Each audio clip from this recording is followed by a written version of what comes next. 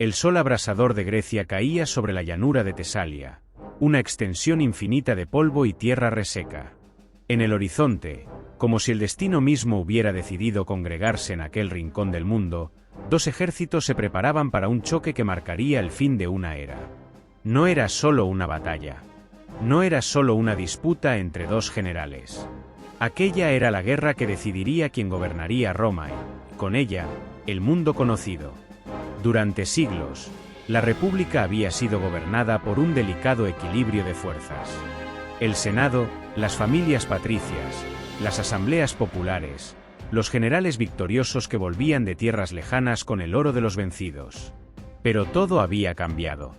Primero, cuando un joven general llamado Cneo Pompeyo Magno se alzó como el hombre más poderoso de su generación, sometiendo Hispania, limpiando los mares de piratas, conquistando el este en nombre de Roma y regresando con más gloria de la que ningún romano había visto en siglos.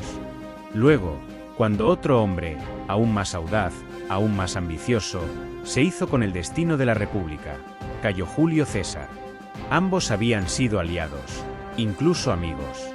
Durante un tiempo, compartieron el poder junto a Marco Licinio Craso, el tercer vértice del llamado Primer Triunvirato.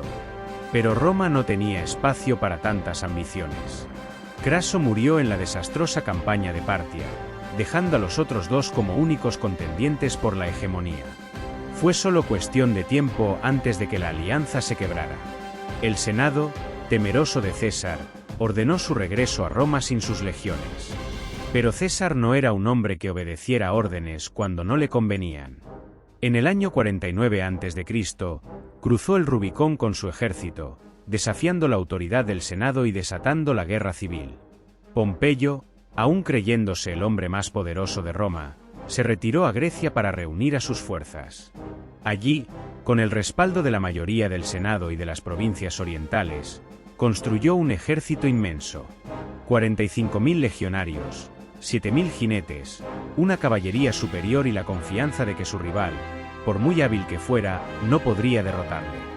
César, con apenas 22.000 soldados, hambrientos y exhaustos por una campaña implacable, cruzó el Adriático para cazar a su enemigo. No tenía barcos suficientes, no tenía suministros, pero tenía algo que Pompeyo no tenía: la certeza absoluta de la victoria. Durante meses, ambos ejércitos se persiguieron, maniobraron, esperaron. Pompeyo podía haber terminado la guerra sin presentar batalla. Su ejército era mayor, su posición más fuerte. Bastaba con desgastar a su enemigo, privarlo de alimentos, de recursos. César lo sabía y lo temía. Pero la presión política sobre Pompeyo era enorme. Los senadores que le acompañaban no querían esperar. Querían una batalla decisiva. Querían ver a César derrotado en el campo y su ambición aplastada. Pompeyo cedió. Decidió combatir. El 9 de agosto del año 48 a.C., ambos ejércitos se alinearon en la llanura de Farsalia. Desde su posición elevada, Pompeyo contempló su inmensa fuerza con la certeza de la victoria. Formó a sus hombres en líneas compactas, con su caballería en el flanco izquierdo, lista para envolver y destruir a las tropas de César. En el lado contrario, César observaba con su mirada fría y calculadora. Sabía que tenía menos hombres. Sabía que estaba en desventaja. Pero también sabía que Pompeyo no era un hombre de decisiones rápidas, y eso sería su perdición. Cuando la batalla comenzó, César ordenó a sus tropas avanzar.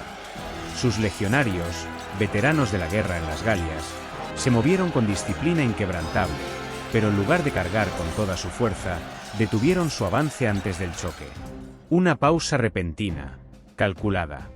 Pompeyo esperaba que se desgastaran en la carrera y los recibiría con una muralla de escudos y lanzas. Pero al detenerse, los hombres de César rompieron su ritmo. No estaban luchando como él esperaba. No estaban obedeciendo las reglas de la guerra que él conocía. Pero la clave estaba en la caballería.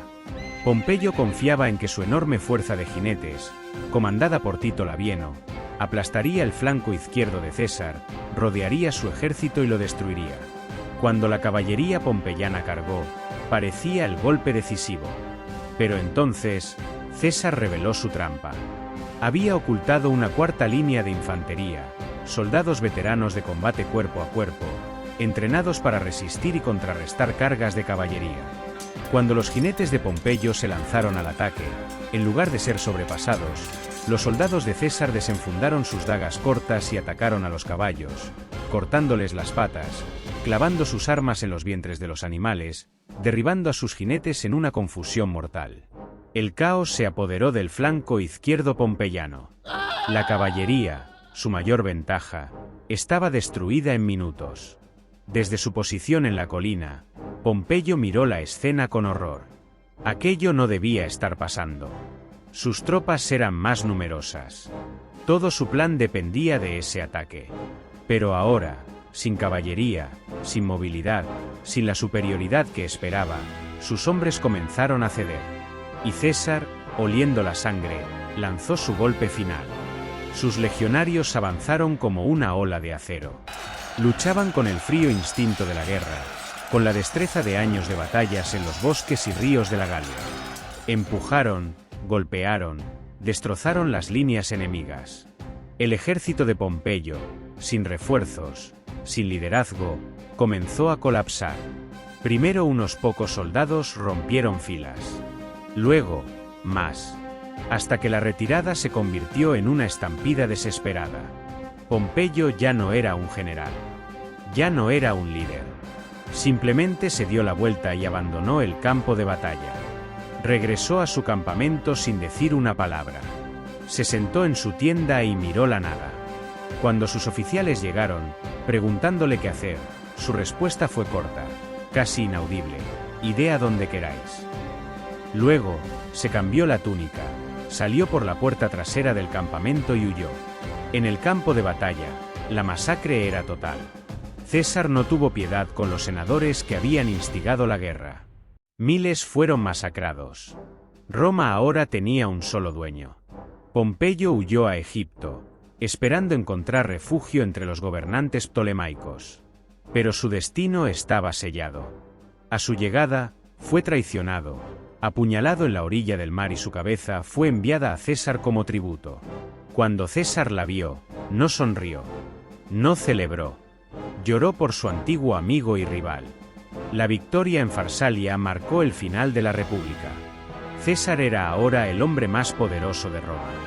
Pero con tanto poder, su caída ya estaba escrita. Porque en Roma, la gloria y la tragedia siempre caminaban juntas.